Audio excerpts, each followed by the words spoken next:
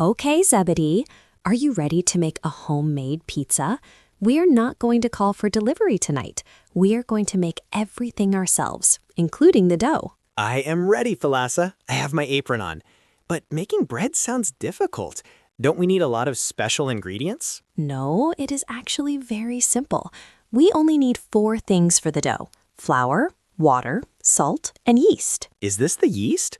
It looks like small grains of sand. Yes, that's it. Yeast is what makes the bread rise and become fluffy. First, we need to mix the yeast with warm water in this measuring cup. It smells a bit strange. Now, should I add the flour? Yes, put 3 cups of flour into that large mixing bowl.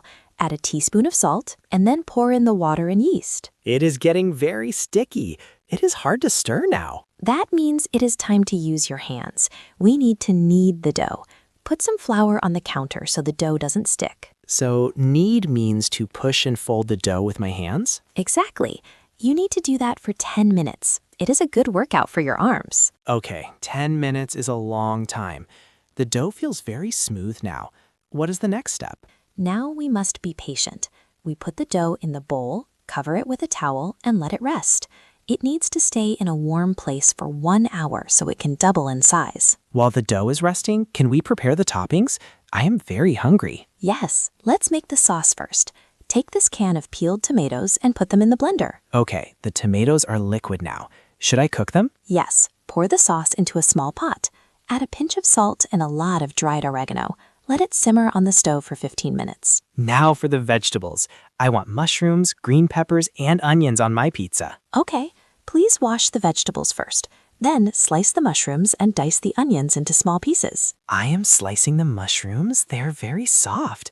Now, what about the cheese? We have a big block of mozzarella. You need to use the grater to shred the cheese. We need at least 2 cups of cheese because we love cheese. My arms are tired again, but the cheese looks great. Oh, I hear the timer. Is the dough ready? Look, the dough is much bigger now. Now we need to preheat the oven. Turn the dial to 400 degrees. Can I stretch the dough now? Yes, use your fingers to push the dough into a large circle on this baking sheet. Don't make it too thin or it will burn. It looks like a real pizza. Now I'm adding the sauce, then the shredded cheese, and finally the vegetables. It looks beautiful, Zebedee. Now we put it in the oven.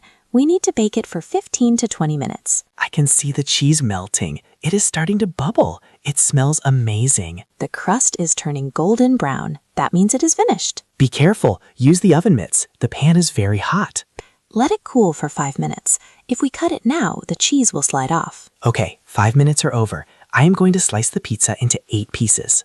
This is much better than the pizza place down the street. You are a great cook, Zebedee. Thank you, Thalassa, but I don't want to do the dishes. There are so many dirty pots and pans. That is the rule of the kitchen. If I teach you how to cook, you have to help me clean up. Okay. I will wash the mixing bowl and the grater. It was worth it for this pizza. Doors, your key to English without limits.